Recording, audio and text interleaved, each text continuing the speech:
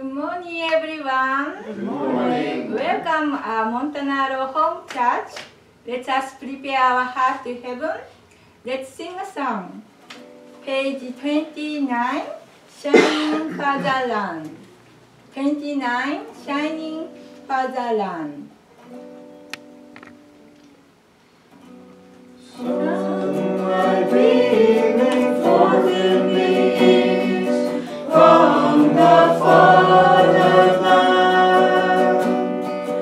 bringing tidings of the new world to families in the field. Let us hasten to send the news all throughout the world. Eden's glory spreading forever the hope of joy and peace. Lord, golden dawn throughout the shining fatherland. Desert tidings of the rising sun that brings us light. Harvest quickly, men of the field, hasten to harvest now. Crops are ripened and ready to bring into the heavenly barn. Saints and angels and heavenly hosts gather to see the task. Oh, we'll share the harvest of joy and the banquet of our Lord. Golden dawn throughout the shining fatherland. Desert tidings of the rising sun that brings us light. When the walls of 6,000 years are gone from the Father's heart, sons and daughters shall live with great joy, our true parents' own. Saints and sages and men of good faith, already for this sake. Loyal men of hope and fidelity yearn to see this day. Golden dawn throughout the shining fatherland. Desert tidings of the rising sun that brings us light. Golden dawn throughout the shining fatherland.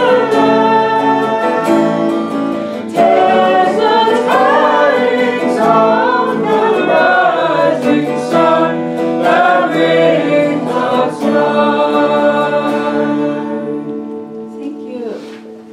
Let us stand up and greet the Heavenly Father God and true parents. Today is a Sunday morning, September 15, 2019. Let us bow. 경배. Hello. Join me in prayer. 하늘에 하시는 하나님 아버지 참 부모님 안녕하십니까? Today is September 15, 2019, the middle of the September. Here in the Goram, New Hampshire, the tree color is changing, green to yellow, orange, and bright red color. And the wind is blowing from the west and sun is rising. We are so grateful here in the fresh air and beautiful, tasty water, and we are so grateful. Abundance of love, abundance of the source of the material. We are grateful to receive the things, and we are preparing our heart to greet with you, and we humbly coming front of you to become good sons and daughters. We are grateful to greet with you with sincere heart. We're preparing our heart to receive your word and guidance for the all children. You want to leave children good and loving and faithful and beautiful children. You want to embrace and you want to love them. But also we know that in this world so many disasters and so many things, the unfortunate event is happening. Now the time, the last day, people is afraid or want to hide, or you want to stand up to be with light, human light. We can see that the world is dividing good and evil. We want to encourage our all children to listen this good news. Here the world was waiting for. The Son of God is coming back. The news is coming right now, here, and also all of that place. If we listen carefully, you are putting the news to can hear, and but if we not tuning up in our heart and mind, we will dismiss. We have to catching up to your word. Your word is beautiful, the harmonized, and the beautiful love is coming, shining up. We want to live with that kind of world. We need a change. This world needs a change to be the lightning and beautiful and faithful to each other, and create the world of beauty and love and happiness and joy to coming through our life. Please guide this day to can determine again to be good son and daughter, and please guide our pastor can give us glimpse of the sight you want to us to understand. Please bless this time and reflect ourselves in the life, and we can new determination to next week. We can progress and we can maintain something good, and we can change the bad behavior to good behavior. Please encourage us, and we can change bit by bit. Please bless this day and this week. We are grateful to receiving your word through our pastor. Please guide us. Thank you very much. We want to offer this sincere heart and a report in the name of Raman and Tamiko Montanaro. Bless Central Family. Aju. Amen. Please seated and welcome our Pastor Montanaro. Welcome.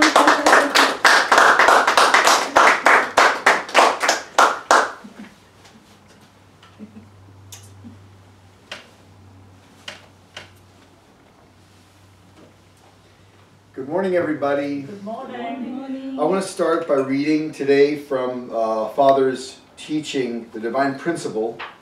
The Divine Principle is the fruit of thousands of years of history leading up to Jesus, the birth of the Messiah, then his death on the cross, which was not God's original intention.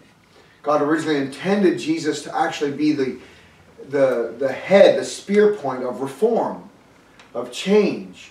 He wanted Jesus to be welcomed by the chosen people, the Jewish people, and then through the Jewish people going out to the world, through the Roman roads and the Roman Empire, then the whole world could be unified. Actually, God had also prepared in the East, the Han Empire of China rivaled the Roman Empire in its size, in its landmass that it covered, in the population of people that it covered, and in its complexity and in its development.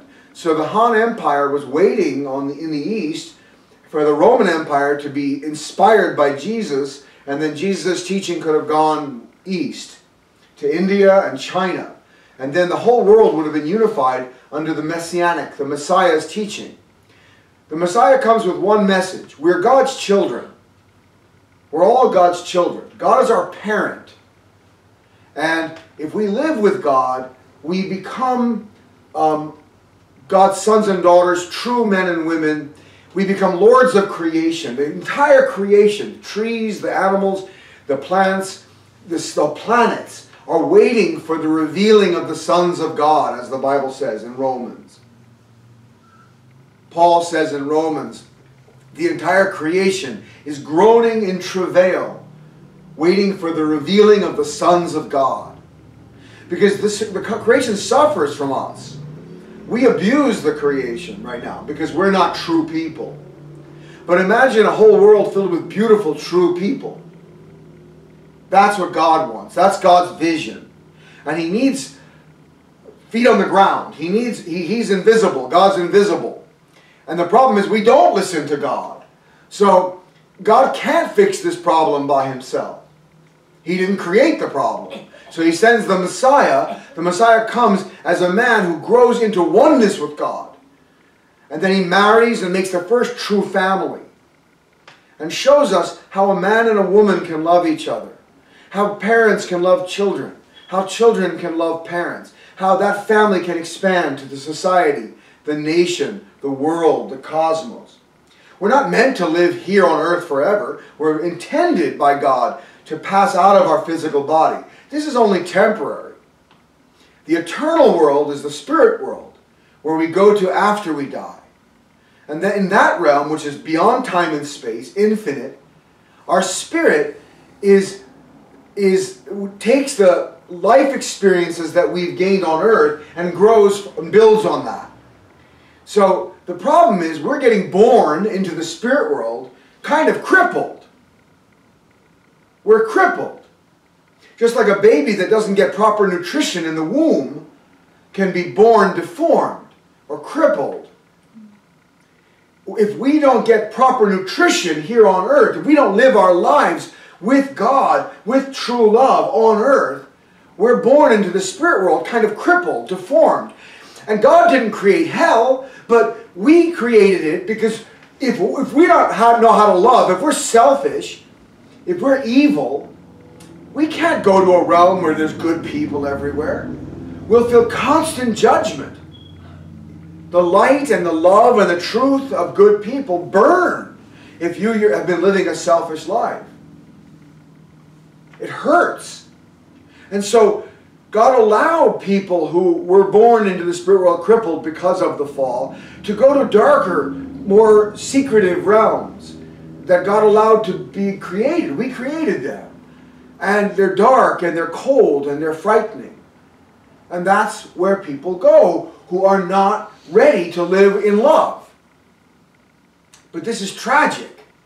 And God is more than anyone aware of the tragedy of the situation and is desperately trying to change it.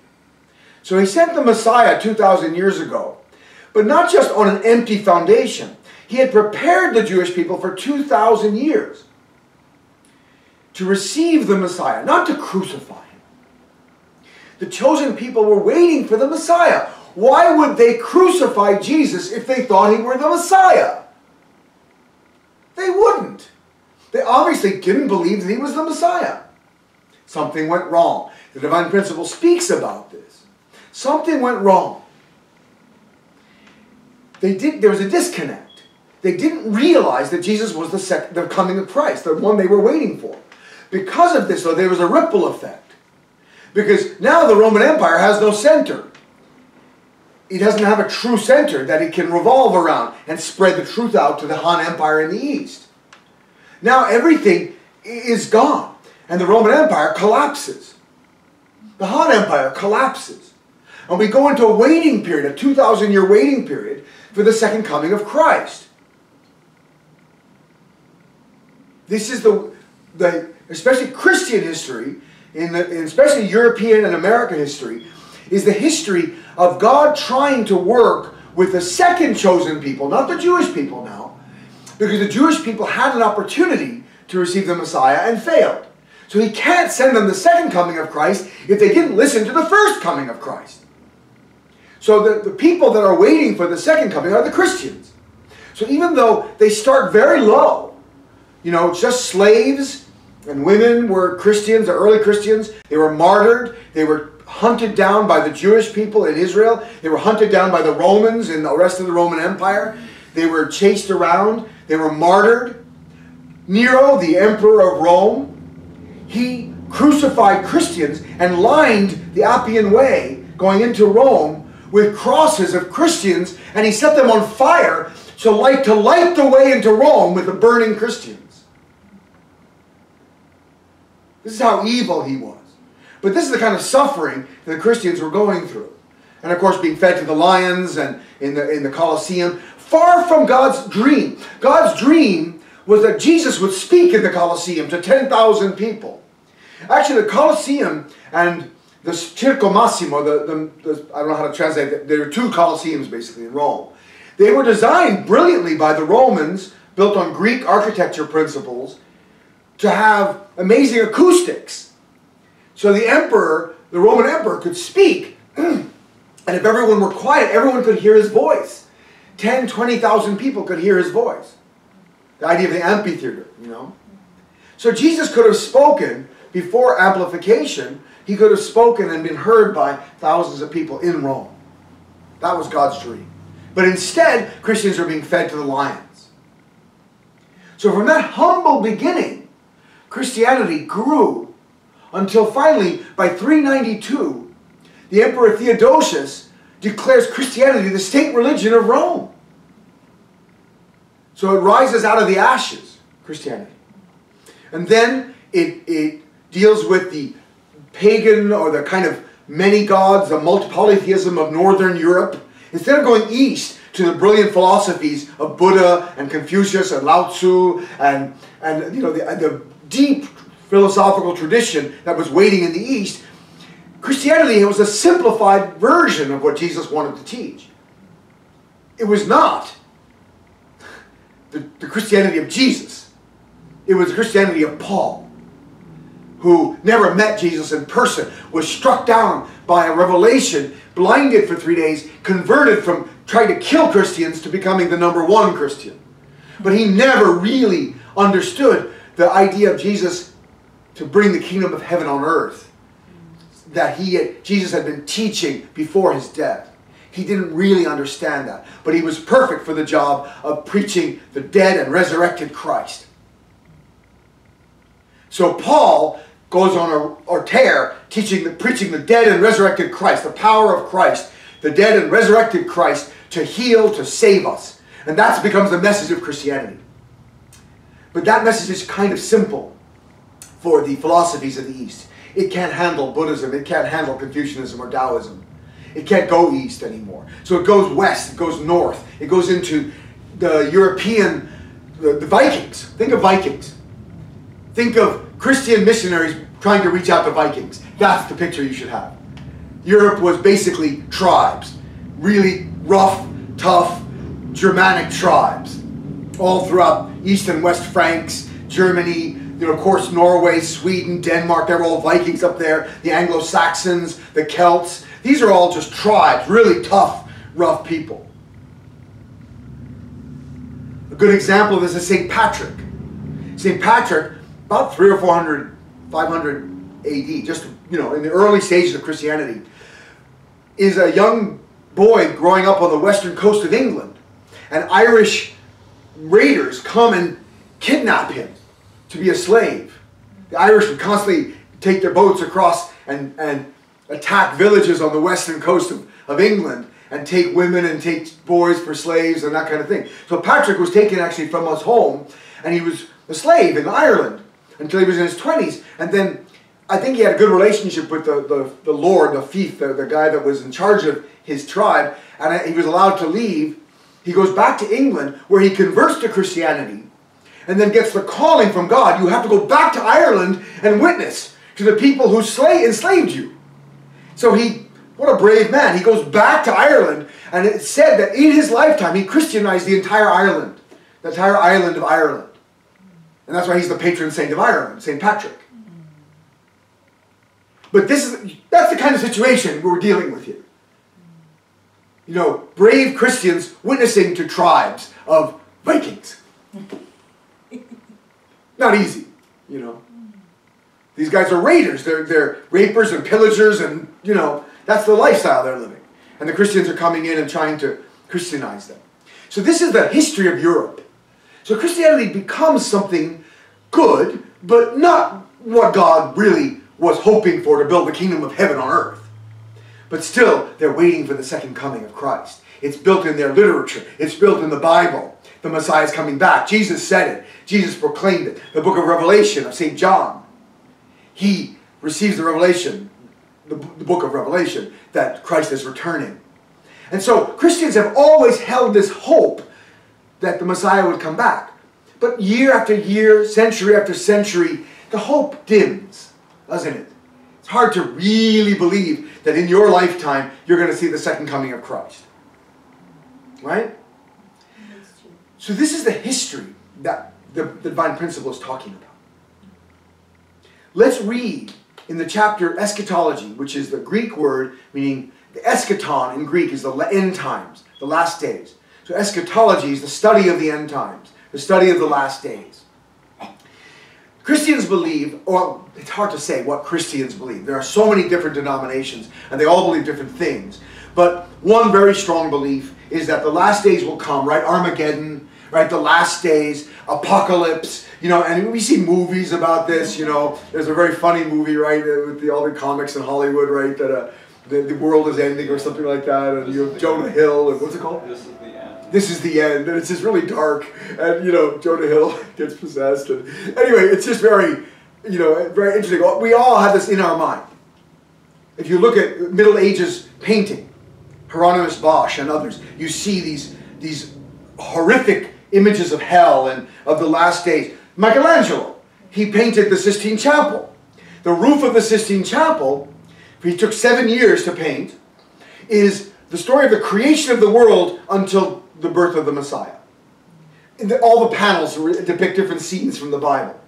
Then the wall, when he was 60 years old, when he's 30 years old, he does that. When he's 60 years old, the Pope asked him to paint again the wall behind the altar. And he does that. That's called Universal Judgment. And that took him 4 years to complete. Actually 7 years. That was 7 years. And the ceiling was 4. So the Universal Judgment, 7 years, and he's painting the end times. You know, hell and heaven and the Messiah coming back. So you can see that this idea has been strong in Christian history. From the literature, from the beliefs. And now in America we have various denominations, but the more fundamental denominations of Christianity believe in the last days, believe in the end times. And I've seen bumper stickers that read, because they're worried that they're going to get sucked out of their cars suddenly when the rapture happens, right? Because the Bible talks about when the dead in Christ will rise first, and then we who are alive shall be caught up together with them to meet the Lord in the air. That's 1 Thessalonians chapter 4. So there's a passage, in other words, that says we'll be caught up in the air. So when the Messiah is coming on the clouds, and he's going to judge the world. And then the good people will rise up to meet him. The evil people will be sent to hell. This is the Christian idea of the last days. More or less believed by different Christians. And I've seen bumper stickers that read, in case of rapture, this car will be unmanned. Just like, I'm sorry, but I'm warning you that if I'm you know, you have a job to become Christian. If you're a Christian, you don't have anything to worry about. But if you're not a Christian, my car may be going 65 miles an hour down the highway, and then suddenly the driver, gone. I'm not responsible for what happens to you if that car hits you. I'm sorry. And there's a certain seriousness about this bumper sticker. In case of rapture, this car will be unmanned. And you see, you know, paintings of airplanes falling out of the sky because the pilot was raptured, you know, and all these kind of things. And on one level, it's kind of humorous because many Christians don't really believe that, but some Christians really do. And it's a very fundamental belief based on the Bible literally being true. The chapter I'm going to read to you, Eschatology, is a wonderful chapter, and you all should read this. It talks about those beliefs, and talks about how most of them, not all, but most beliefs about the last days are symbolic or are not literally true. Right? The dead in Christ rising to meet the Lord in the air with the living is a symbol. The air is a symbol of heaven. Up is not this way, because when the world goes 12 hours later, then that's down, right? I mean, we know that now. And we know that up there is just space and stars and planets. So, but the idea of up has always intrigued people, right? That heaven has always had two meanings, both in every language I've studied, actually. In Italian, cielo, I regni di cieli, the reign of heaven, is, cielo also means sky, il cielo, the sky. And celestial blue, you know, celestial blue is the sky, right? The heavens, the sky. Yeah. So sky, heaven, they've gone back and forth, the meanings. Because since the earliest times, we've believed that God was up there somewhere. Right? It also goes back to the idea of the sun and lightning and the power of the heavens. So the idea of heaven being up there has always been there. Right? Then this idea of heaven being up there makes this idea of meeting the Lord in the air. When we talk about the Messiah being coming on the clouds of heaven, which is also, it doesn't mean literally that those clouds up there, the nimbus and, you know, the cumulus and cirrus clouds, are this Messiah suddenly judging everybody. The clouds symbolize, and I'm giving you a brief synopsis of the earlier part of the chapter. The clouds symbolize the water being evaporated, right, as clouds. Water is dirty. Water, you know, puddles, dirty, lakes can be dirty, especially polluted. And in Revelation it talks about the waters where you see the harlot, the prostitute, seated, are many nations, peoples, tongues, and kings. It's very directly saying the water is the fallen world. Polluted water. But when the sunlight, God's love, hits the water, heats it up, certain molecules rise up in the air, purified, right? Water gets purified as it evaporates. The clouds are pure water. Now with acid rain, we can not talk about that anymore. But in the time of Jesus, it was understood that the clouds were purified water, that they were evaporated. So the idea of the clouds is purified people. So the Messiah comes amongst purified people. Not somewhere like a miraculous, floating in the sky, you know, with lightning and that kind of thing. So that's why the book of Revelation, where it says that people will take arms up against the Messiah to fight him after he comes out of the sky. Really? Some guy floats out of the sky in a flaming chariot or on a horse, you know, with sword sticking out of his mouth, and you're going to try to fight him? Are you nuts? You know? No, it's because he comes on earth, like Jesus did, born on earth, a good man, a true man, one with God, teaching us how to live a true life, like Jesus was trying to do. That's why we can fail to recognize him. That's why we can make the same mistake that the Jewish people made 2,000 years ago. We won't make that mistake if he comes out of the sky. But we can make that mistake if he's floating, if he's coming among purified people, good people, and teaching. So let's read now our attitude in the last days. This is the last section of chapter 3. When we examine the progress of history and the providence of restoration, we find that a new dispensation begins when the old dispensation is about to end. So God doesn't send, after everything's destroyed, then he sends the Messiah. He sends the Messiah when the old age is strong, but crumbling. Because then the Messiah can take people that are good and help actually ease the transition and make it less. But the Messiah often suffers because of that. We'll get there. Accordingly, the beginning of the new overlaps the conclusion of the old. As darkness falls on the old history, the new history is already dawning. At such a time, the good and evil sovereignties, which had their origins at the same point, yet pursued contrary purposes and have each borne their fruits on the world level, come to the point of intersection. What that means is that history begins with one family, Adam and Eve's family, thousands and thousands of years ago. And history has gone into two different directions. People of power who deny God's existence have used power. Might makes right. You could call it the camp that says might makes right, and the camp that says I trust in God and I want to be one with God. That side is weaker, always, because that side doesn't take advantage of others, is always following principle and hoping that people are loving to each other. So that side's always suffering. That's why not just Christians, but all religions have suffered martyrdom, right? All religions have suffered under regimes of power. So the religious history, in a sense, has been the history of people trying to be good, while powerful regimes have tried to dominate or control them. So, but those are intersecting in the last days. When God is weakening the power of the elite, the powerful people, and strengthening the good people, and finally giving the Messiah to them to consolidate their power, to teach them, and to help them to become stronger. Hence, those who live in this period suffer internally from anxiety, fear, and confusion due to the absence of a guiding ideology or philosophy. They suffer externally from strife and battles fought with fearsome weapons. We can destroy the world 10 times over with our power. The nuclear weapons we have, and even just these missiles and things like that. Just warfare has come to a level of technology that we've never seen in history before. If you look back at all of human history, we've never seen this level of power in military power. In the last days, disasters and devastation will abound, as Jesus said, "For nation will rise against nation, and kingdom against kingdom, and there will be famines and earthquakes in various places." In the last days, it is inevitable that such devastation take place in order to vanquish the power of evil and erect the rule of good. In the midst of such wretchedness, God, without fail, will establish the center of the emerging good sovereignty in order to usher in a new age.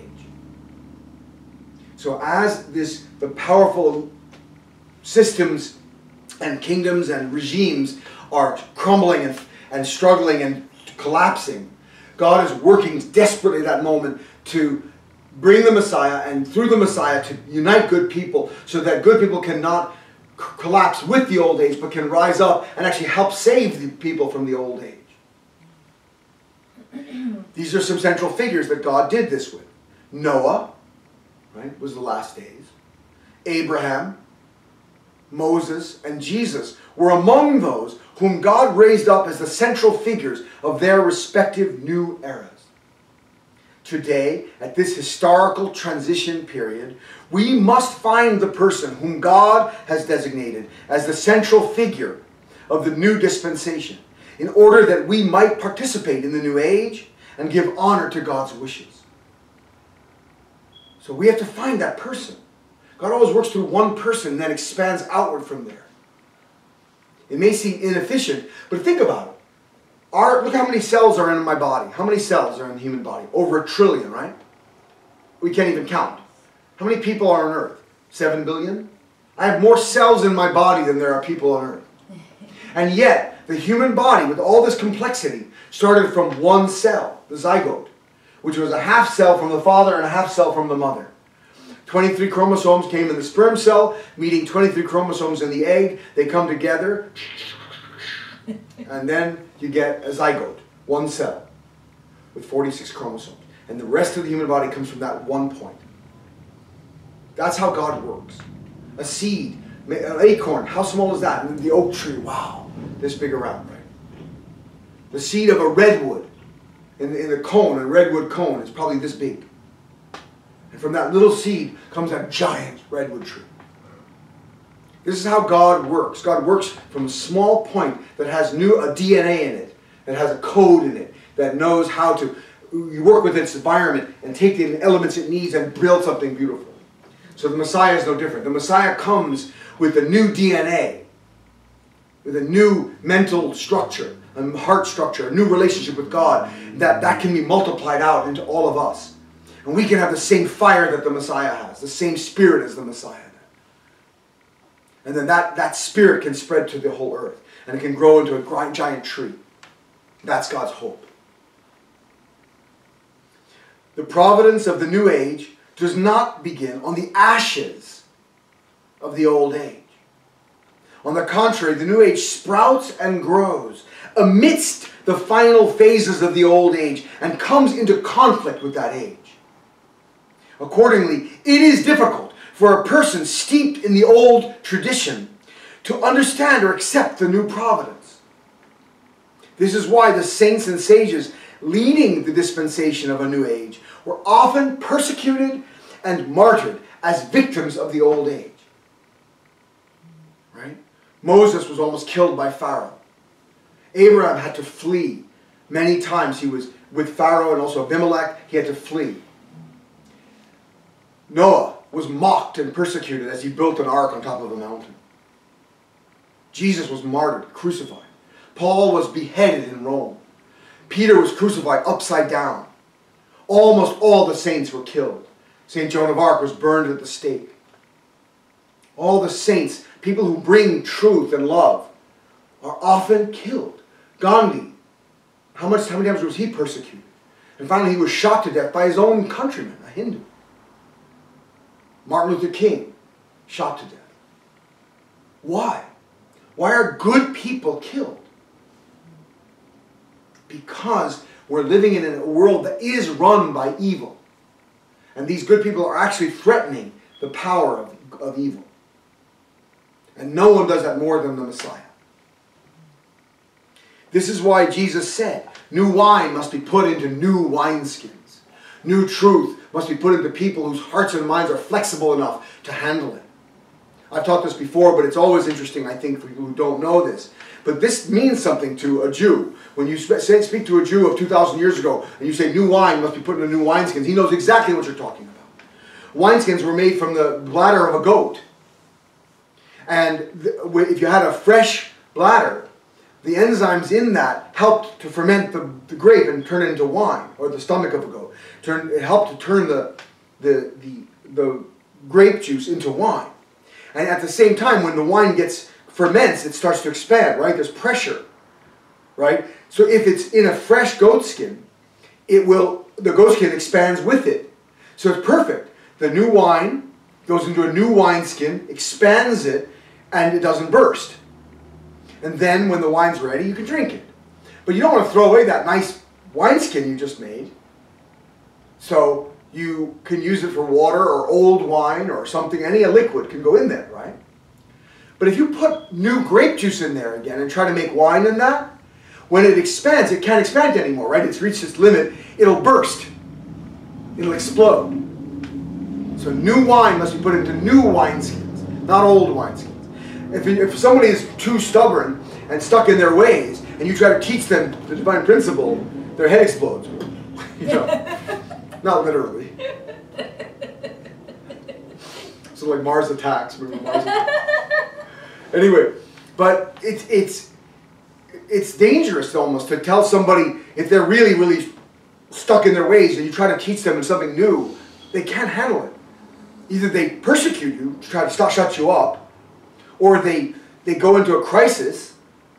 Maybe they get, they really struggle. Certainly they don't receive it. They don't grow. Jesus is to come again at the close of the New Testament age. He will give us the new truth with which to found a new age, signified by the Bible's version of a new heaven and new earth. Just as Jesus, at his first coming, was derided by the Jews as one possessed by Beelzebub. The Jews said, you cast out demons by the power of the prince of demons. Because you are the king of demons. You're Satan. You're Satan, that's why you have power over Satan. Jesus was like, faced with this kind of mad logic, he was like, why would I kick Satan out of people if I'm Satan? Because a house divided against itself cannot stand, he said. Why would Satan try to throw out Satan? This is the logic they were throwing at. Just as he was derided as one possessed by Beelzebub, he will similarly be persecuted by the Christians when he comes again. So the Jews persecuted Jesus. The Christians, who are preparing to receive the second coming, but really have no idea how it's actually going to happen, will persecute him when he comes as a man born on earth, like Jesus was, and teaches, instead of giving him the magic show. Jesus therefore prophesied that at his second advent, he must suffer many things and be rejected by this generation. At this historical transition period, those who are comfortably entrenched in the ways of the old age will surely face judgment along with the old age. So if you don't want to change, it's like Bob Dylan's song, right?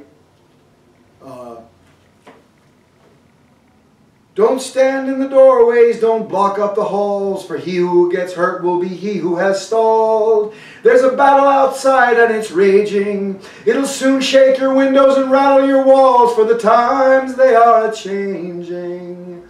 You know, and he's saying to get out of the way. If you can't, Dylan is saying, if you can't help out with the new age, get out of the way.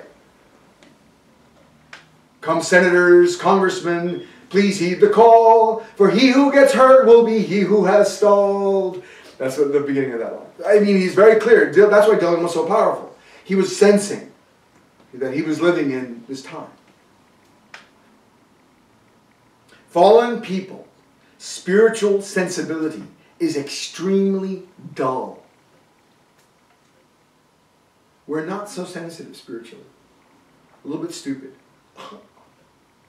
Hence, they generally tend to adhere strictly to the letter of the truth in their efforts to follow God's providence. Such people cannot readily adjust themselves to the dispensation of the new age, even though the providence of restoration is moving toward it. So if you're stuck in the letter of the Bible, and your interpretation doesn't permit you to accept this new idea, you can't follow if you're too rigid and spiritually dull. They are generally too strongly attached to the outdated perspective provided by the doctrines of the old age. This is well illustrated by the case of the Jewish people of Jesus' day, who were so attached to the Old Testament that they could not respond to Jesus' call to open a new chapter of the providence. On the other hand, those believers who receive divine inspiration through prayer, in other words, direct communication with God, are able to grasp spiritually the providence of the new age. Even though this may put them at odds with the doctrines of the old age, they will still respond to the promptings of the Spirit and follow the calling of the new providence. So if you get this revelation, this is the last days. I have to find the Messiah. He's here somewhere. But it doesn't make sense with what I'm reading in my Bible. It doesn't, not literally following the... But they will follow, because they know. Among the disciples of Jesus, there was not one who was overly attached to the Old Testament scriptures. They were fishermen, they were tax collectors, they were simple men. They were not Pharisees and scribes and Sadducees, the leaders of the Jewish people who knew the Bible. Rather, they all responded to the spiritual experiences which they could sense through their inner minds. In the last days, people who lead an ardent life of prayer or who live by their conscience will feel intense anxiety in their hearts. This is because in their hearts they vaguely sense a spiritual calling and want to follow the providence of the new age, yet they have not come in contact with the new truth which can guide them to act accordingly. So they're sensing something's going on, but we don't know where, how, when, who. These are the chosen ones who, once they hear the new truth, will be awakened simultaneously in their spirit and intellect by spirit and truth. Jesus said this. He said, God is spirit and truth, and those who follow him in spirit and truth. They will then fully understand God's providential needs concerning the new age and will volunteer with great enthusiasm and delight. We who are alive today are living in the last days. We should cultivate a humble heart and make the utmost effort to receive divine inspiration through prayer. We should not be strongly attached to conventional concepts, but rather should direct ourselves to be receptive to the Spirit, in order that we may find the new truth which can guide us to the providence of the new age. When we come across this truth, we should ascertain whether it leads us to become one with heaven's guidance. We should examine ourselves as to whether or not genuine heavenly bliss springs forth abundantly from the depths of our soul. Only in this way can we, the seekers in the last days, discover the path of true salvation. That's Father's teaching. Isn't that powerful? And that's just one section of one chapter. You have to read the Divine Principle. I'll put a link on it in the blurb under the YouTube channel, so you can click on that. And you can find that. And it's also on my website, blessedfamilysanctuary.org. There's a link there for the Divine Principle. You can read it free. It's no charge. You can study it all you want. Reverend Sun Myung Moon is the second coming of Christ. Only the Messiah could teach this. Okay? Only the second coming of Christ, the Messiah, could teach this level of truth with this kind of authority. That's why he was so badly persecuted in his lifetime. So many times sent to jail, so many times persecuted. We are living in the last days. The new truth is here now. And the Messiah came back. And he lived 92 years, and he taught, and he reached the world level, spoke to world leaders, and he blessed millions of couples in marriage, internationally, interracially. He did his best to break down the barriers between people. But he had to leave, 92 years old, getting old. Has to go. Bye. Now it's up to us. So I hope all of you can be serious, be excited, look for the truth, find it. It will only benefit you. It can only help you. There's no downside. Whether or not we're ready, it's coming. The time of change is already on us. We can feel it around us. Study Father's teaching. See if it resonates in your heart. See if it makes you come alive. And then you know. Don't take my word for it. Study it yourself. So that's all I want to share with you today. Do you want to say anything?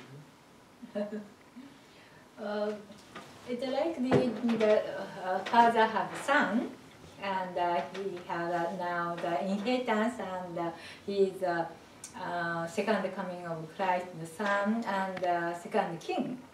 That is good news to share with it, and maybe next time. Okay, so there's hope. Just because the Messiah passed away, he didn't just leave us. He left his children, his family, and his youngest son, who he passed on his mission to. Now, I don't want to put all the burden on Hyungjin and Father's son, so it's up to us. We have to help out. Okay? Let's do it. Let's do this thing. Let's pray. Dear Father, we want to thank you for loving us and loving our family, loving our community here in Gorham, New Hampshire, loving America, and loving the world. You've never stopped loving and teaching and trying to reach out. Father, our sensitivity is dull. We are the ones who don't hear your voice. We're the ones who live lives without direction many times. And because of that, we bang into things. We bump into each other and bump into walls. We hurt people. We hurt ourselves. We get hurt. Father, I pray that we can end this world of blindness and leave the Plato's cave and get out and go into the bright sunlight of your love. I pray that we can help all our brothers and sisters to hear the new truth. Thank you so much for guiding and blessing our family. And please bless this day. We offer everything and we offer this report in the name of Raman and Tamiko Montanaro, blessed central family. 축복 중심 가정 라만과 타미코 몬타나로 이름으로 보고드립니다. 아주. 아멘. Amen. Thank you, everybody.